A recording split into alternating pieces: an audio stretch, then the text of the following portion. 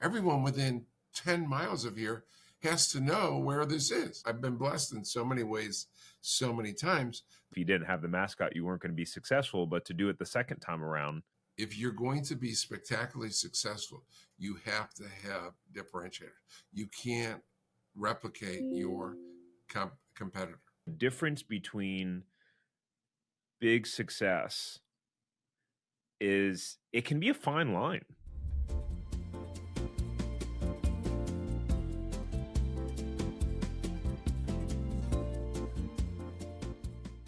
One of the things you guys were known for was that guerrilla marketing tactic for Liberty Tax and dressing up in the Statue of Liberty. Where did that idea come from? Who came up with that idea? Because that turned out to be one of the most successful ways that you guys attracted attention, right? Yeah, exactly. When we first started Liberty Tax in 2000, because I had sold the public company, I was still kind of infamous or famous on Wall Street. So we go to Wall Street every year and talk to investors and keep my contacts alive. When I first started going out and talking about Liberty Tax, people said, Liberty, who's that? They heard of Jackson Hewitt, but they never heard of Liberty. Within about 3 or 4 years, every time I mentioned Liberty Tax, oh, you're the ones with the dancer in front. You're the one with the costume figure. And so, yeah, I read a book just before I left Jackson Hewitt called Guerilla Marketing. And it was a great testament of why use guerrilla marketing and how effective it is. And actually, the cost per customer when you use guerrilla marketing is far less than when you use traditional TV or radio or back then newspaper or direct mail. Of course, there was no internet when that book was written in the early 90s. And the cost is much less expensive. And so I fell in love with guerrilla marketing just a year before the company was sold. And we invented little donut boxes that said Jackson Hewitt on it. And we would buy donuts, like 3 or I forget how many donuts it held, like 3 to 5, and we delivered them business to business at Jackson Hewitt. But we never had a Jackson Hewitt costume because what would that look like? I mean, it wouldn't be good to have a picture of me, right? So what was a Jackson Hewitt costume look like? So what happened, I've been blessed in so many ways, so many times. The way we invented the name Liberty Tax is we had, remember I left with 4 of my people. We had 100 names of all kinds of different companies. I couldn't use Hewitt anymore because of my non-compete and the agreement I had signed, but we were looking for a name and we couldn't find one. And then I was driving down West Sahara Boulevard in Las Vegas, and there's this 50-foot replica of the Statue of Liberty in front of this little Liberty shopping center. And I said to myself, wow, everyone within 10 miles of here has to know where this is. And I bet you parents are bringing their little children and taking their picture in front of the Statue of Liberty. I mean, you're in Vegas, right? And that's 3,000 miles from New York. They may never get to New York, but they're taking their picture. I said, everyone knows where this is.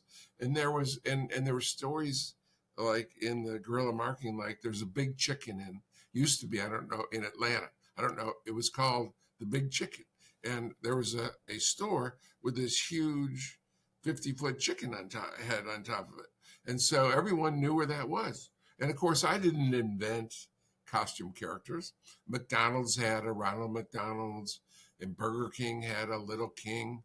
Wendy's had a little red-haired, wigged girl. Chick-fil-A still has a cow out on occasion. So I didn't invent it. But when we started Liberty, what an easy way to get brand name. You know, I had to go against, I've been competing against H&R Block for 41 years now. And they're a household name. Everyone know. I mean, if you say, tell me the largest tax services in the country, 90% of the people would say H&R Block. How many would say, back when we started Liberty Tax, could say Liberty? No one. So we said, we need to break in. You got to get brand name before you can get a customer make a buying decision, right? If they never heard of you, they're never going to come to you. So first thing you got to do is get brand name. And it's so easy. I mean, Tariq, how many businesses do you pass on the way to work each day? Most people pass by hundreds. And I say to them, how many can you remember? And they say 20 or 12 but if you saw a costume character dancing from January to April in front of on the street, would that be one of the companies that you remember? And everyone unanimously says yes. And so when we started ATAX, my new company, we have an eagle costume. So we have eagle dancers with ATAX signs out in front of our location. And when you pass through America, there aren't typically national brands. There aren't 5 that have costume characters, and certainly not H&R Block or Jackson Hewitt. Fascinating. Yeah, that's so interesting, and to me it's part of the ingenuity of entrepreneurs. And sometimes the difference, what I've seen, the difference between big success is it can be a fine line sometimes, where it's just like, it's kind of that one thing. Now, granted, you were already successful in the tax space without a mascot, right? So it's not like someone could say, okay, if you didn't have the mascot, you weren't going to be successful, but to do it the second time around. Yeah. I mean, yeah, it doesn't. I mean, Chick-fil-A and Kentucky Fried Chicken both serve chicken, right? And they both have soda and fries and, all kinds of, or many similar products, but they're a little different.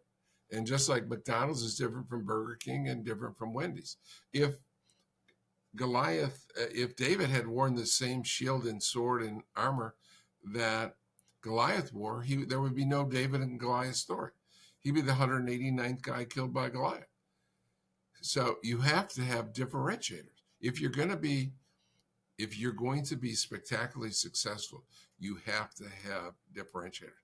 You can't replicate your competitor. And it doesn't. And you're right. And I've 95% of my companies, I've always had the fastest growing tax company, whether it was H&R Block or Jackson Hewitt or Liberty or now ATAX. I've always had the fastest growing, but 95% of the system is the same. It's the 5% differentiators that set us apart and make us the fastest growing. If you enjoyed this short clip from the podcast, you can check out another short clip right here. Or if you want to watch the full episode of this podcast, you can watch that here. And remember, knowledge is not power. It's applied knowledge that's power. Take care. Have a great rest of your day.